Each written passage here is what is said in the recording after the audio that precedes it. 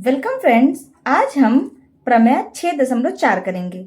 हमारे प्रमेय है, यदि दो त्रिभुजों में एक त्रिभुज की भुजाएं दूसरे त्रिभुज की भुजाओं के समानुपाती हों, अर्थात एक ही अनुपात में हो, तो उनके संगत कोण बराबर होते हैं और इसीलिए ये दोनों त्रिभुज समरूप होते हैं। ये हमारा प्रमेय है। इस प्रमेय को हम आकृति द्वारा समझते हैं। कह रहा है दो त्रिभुज हो, तो हमारे पास त्रिभुज है, एक त्रिभुज का ABC है, दूसरा त्रिभुज हमारे पास PQR है। तो कह रहा है अगर हमारे पास दो त्रिभुज हो तो एक त्रिभुज की भुजाएं, इस त्रिभुज की जितनी भी भुजाएं हैं वो दूसरे त्रिभुज की भुजाओं के समानुपाती होंगे। यानी जैसे ये AB है, AB बटा PQ होगा बराबर BC बटा QR बराबर AC बटा PR। ये चीज यहाँ पे दिया हुआ है। अगर ऐसा होगा तो इनके संगत कोण बराबर होते हैं।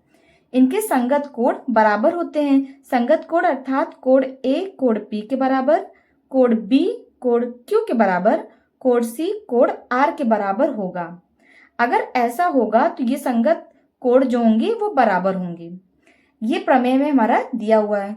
तो जो जो हमारे पास दिया हुआ उसे हम पहले लिख लेते हैं। हमें दिया है कि हमारा AB बटा PQ, जो हमारा AB बटा PQ है ये बराबर है हमारा AC बटा PR के, AC बटा PR, और ये बराबर है BC बटा QR के, BC बटा QR की। ये चीज हमें दी हुई है और हमें सिद्ध क्या करना है हम उसे भी लिख लेते हैं। हमें सिद्ध करना है कि जो संगत कोण है, यानी कोण A कोण P के बराबर है, कोण B कोण Q के बराबर है और कोण C कोण R के बराबर है।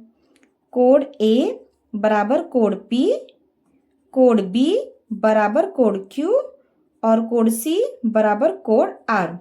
ये तीनों चीजें हमें यहाँ पे सिद्ध करनी है। इसके लिए सबसे पहले हम मानेंगे, एक रेखा मानेंगे।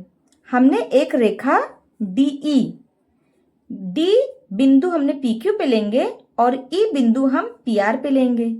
इस प्रकार लेंगे कि ये जो हमारा AB है वो PD के बराबर हो, हमारा AB PD के बराबर हो और जो AC है वो PE के बराबर हो, और DE को हम जोड़ देंगे। हम इस तरह से आकृति इसको मानेंगे। इसलिए मानेंगे DE ताकि जो हमारा त्रिभुज ABC और त्रिभुज PDE, ये जो त्रिभुज दोनों बन रहे हैं, ये दोनों त्रिभुज हमारे सर्वांग समप्रूफ हो जाएं।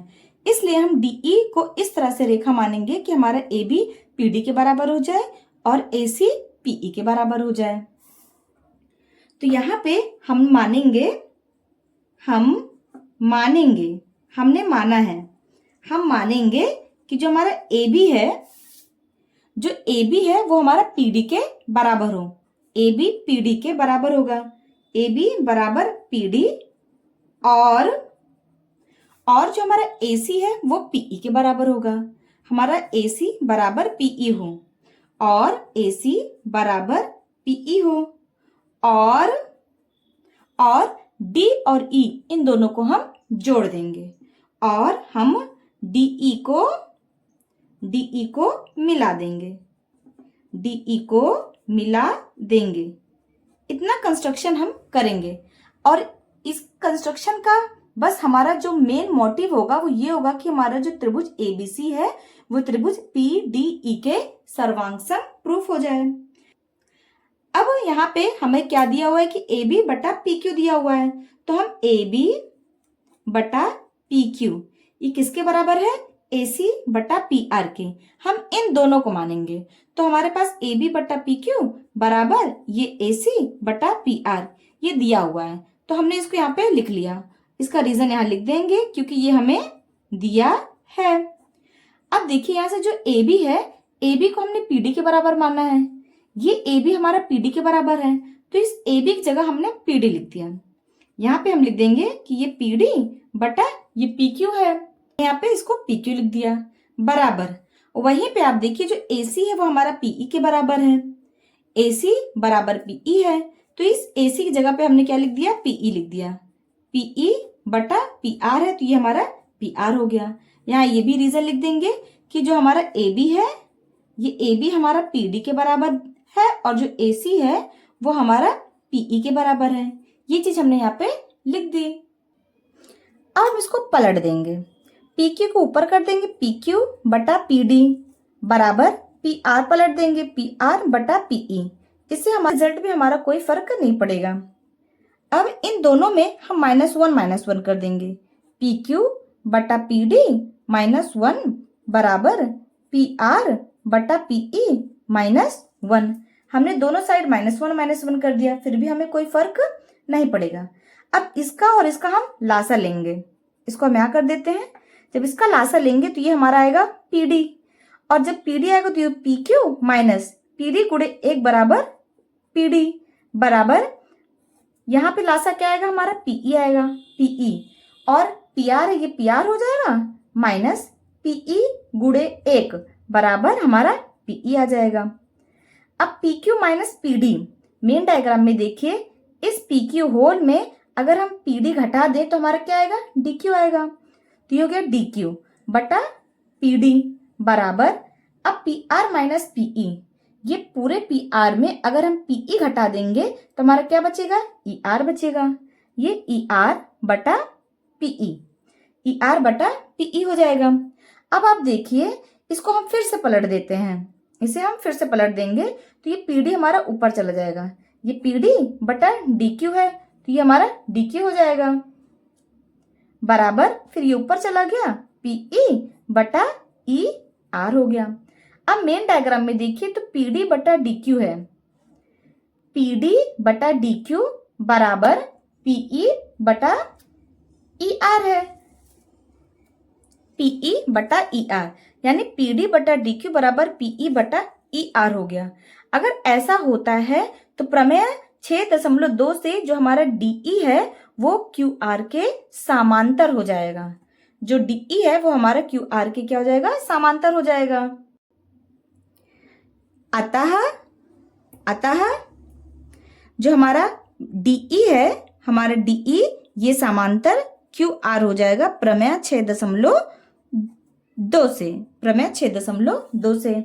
चूंकि हमारे पास पी डी बटा डी क्यू बराबर पीई बटा ई आर था, अगर ऐसा होता तो प्रमेय 6.2 से जो हमारा डीई है, डीई हमारा क्यू आर के क्या हो जाएगा समांतर हो जाएगा। अब अगर ये दोनों रेखाएं समांतर हो जाएंगी तो ये जो कोण डी है वो कोण क्यू के बराबर हो जाएगा, और जो कोण ई है वो हमारा कोण आर के बराबर हो जाएगा, संगत कोण, क्योंकि ये दोनों हमारी क्या हो गई समांतर हो गई, और यहाँ से ये पी क्यू हमारी तिर्यक रेखा हो जाएगी तो ये दोनों कोण क्या हो गए संगत कोण बराबर। वहीं पे अगर ये दोनों समांतर है और पी आर अगर हमारा तिर्यक रेखा होगा तो कोण ई कोण आर के बराबर हो जाएगा। तो यही चीज हम यहाँ पे लिख देते हैं, जो कोण डी है वो कोण क्यू के बराबर हो जाएगा, और कोण ई ये वाला कोण हमारा कोण ई बराबर हो जाएगा हमारा कोण आर। रीजन लिख देंगे ये संगत कोण, चूंकि संगत कोण हमारे बराबर हो जाएगा। अब आप त्रिभुज में देखिए, इस त्रिभुज में पी डी ई त्रिभुज में देखिए और पी क्यू आर त्रिभुज में देखिए, इन दोनों त्रिभुजों को हम यहाँ रफ में अलग से बना लेते हैं। हमने ये छोटा वाला त्रिभुज बनाया पी डी ई, ये पी डी ई, और दूसरा पी क्यू आर, ये बड़ा वाला भी त्रिभुज हमने बना लिया, इसका क्या नाम है हमारा पी क्यू आर। यहां से देखिए हमारा कोण डी कोण क्यू के बराबर है, ये कोण इसके बराबर है, कोण ई कोण आर के बराबर है, कोण ई हमारा कोण आर के बराबर है। अब हम इन दोनों कोणों को ध्यान से देखते हैं, तो यहां से त्रिभुज पी डी ई और त्रिभुज पी क्यू आर में, इन दोनों त्रिभुजों में हमारा डी क्यू के बराबर है, कोण डी बराबर कोण क्यू हो गया, और जो हमारा कोण ई है वो कोण आर के बराबर है, कोण ई बराबर हमारा कोण आर है। ये चूंकि संगत कोण है, अभी हमने इसको यहाँ पे ऊपर प्रूफ किया है, तो यहाँ इसका रीजन लिख दीजिए कि अभी हमने ऊपर इसको सिद्ध किया, इसे हमने दोनों सिद्ध किया। अब किसी भी त्रिभुज में, किसी भी दो त्रिभुजों में, एक त्रिभुज ये है और इसके अंदर एक त्रिभुज है हमारा, और अगर दो कोण आपस में बराबर होते हैं तो ये दोनों त्रिभुज क्या हो जाएंगे हमारे समरूप हो जाते हैं। अतः ये जो दोनों त्रिभुज है हमारा त्रिभुज PDE ये हमारा समरूप हो जाएगा त्रिभुज PQR के। अब और जहां ये दोनों त्रिभुज हमारे समरूप हो जाएंगे वहीं हमारा जो ये PD बटा PQ बराबर DE बटा QR हो जाएगा। ये समरूप का चिन्ह है। अब ये दोनों त्रिभुज हमारे क्या हो गए, समरूप हो गए। तब हमारा PD बटा PQ बराबर हमारा DE बटा QR हो जाएगा, क्योंकि ये दोनों त्रिभुज क्या हो गए हमारे समरूप हो जाएंगे। हम P बराबर PE बटा PR भी कर सकते हैं, लेकिन हमें अभी इन्हीं दोनों की जरूरत है, इसीलिए हमने यही दोनों यहाँ पे लिया है।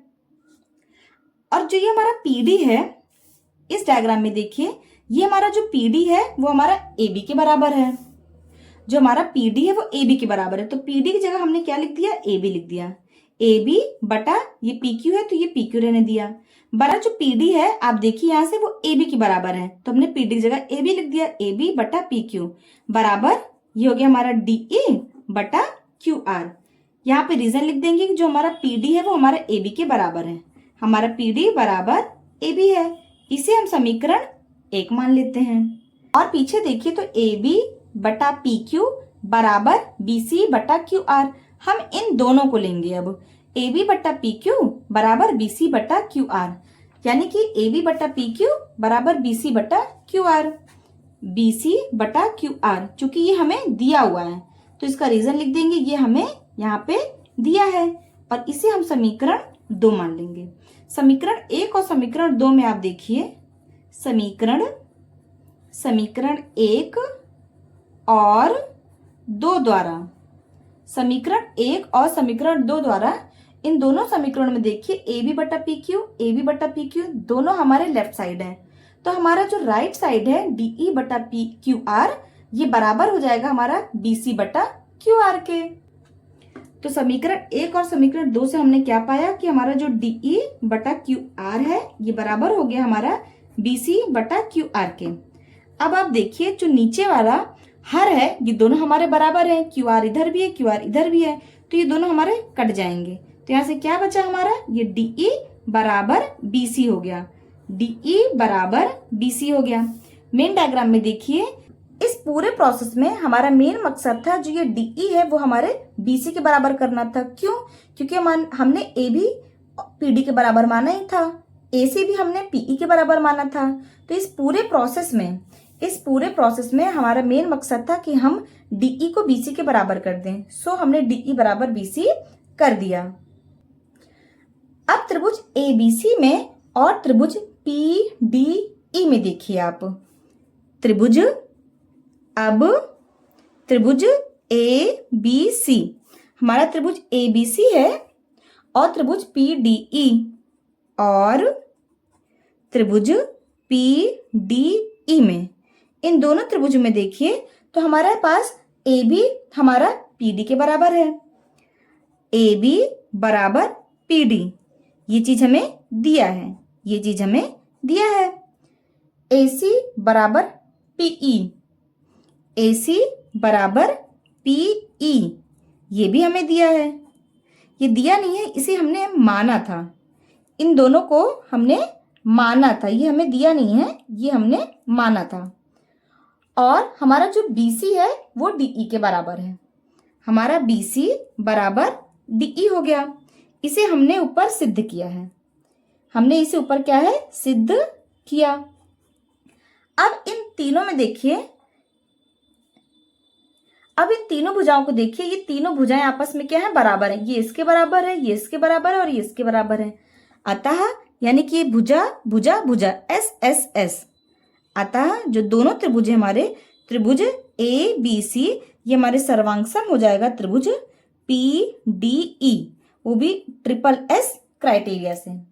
SSS ये दोनों त्रिभुज क्या हो जाएंगे, हमारे सर्वांगसम हो जाएंगे। और जहां सर्वांगसम हो गए वहीं कोण A कोण P के बराबर हो जाएगा, कोण A बराबर कोण P हो जाएगा, कोण B हमारा कोण D के बराबर हो जाएगा, कोण B बराबर कोण D, और कोण C हमारा कोण E के बराबर हो जाएगा, कोण C बराबर कोण E हो जाएगा। और ये तीनों हमारा CPCT से हो जाएगा। लेकिन आप देखिए, लेकिन जो हमारा कोड D है वो कोड Q के बराबर है और कोड E हमारा कोड R के बराबर है। लेकिन हमारा कोड D ये बराबर कोड Q है और कोड E ये हमारा कोड R के बराबर है। और ये दोनों क्या है, हमारे संगत कोड हैं। ये दोनों कोड क्या है, हमारे संगत कोड है। अगर ऐसा होगा तो जो कोड A कोड P के बराबर है, एक तो हमारा ये प्रूफ हो गया। कोड B कोड D के बराबर है, हमें कोड B कोड Q के बराबर दिखाना है और यहाँ D Q के बराबर है ही, तो D की जगह हमने क्या लिख दिया, Q लिख दिया। यानी कोड B अब हमारा कोड Q के बराबर हो गया। और कोड C कोड R के बराबर हमें दिखाना है और यहाँ E R के बराबर है, तो E की जगह हमने R लिख दिया। यानी कोड C हमारा कोड R के बराबर हो गया। अब आप देखिए, यही तीनों चीजें हमें प्रूफ करनी थी। हमें इस कोड को इसके बराबर दिखाना था, B C Q के बराबर दिखाना था और C हमें R के बराबर दिखाना था। तो ये प्रूफ हो गया। और जहां ये तीनों चीजें हो गई, इसीलिए ये दोनों त्रिभुज क्या हो जाएंगे, ये दोनों त्रिभुज हमारे ABC और P त्रिभुज हमारा PQR समरूप त्रिभुज होंगे, समरूप त्रिभुज होंगे। और ये हमें प्रूफ करना था, ये इसका हमारा आंसर होगा।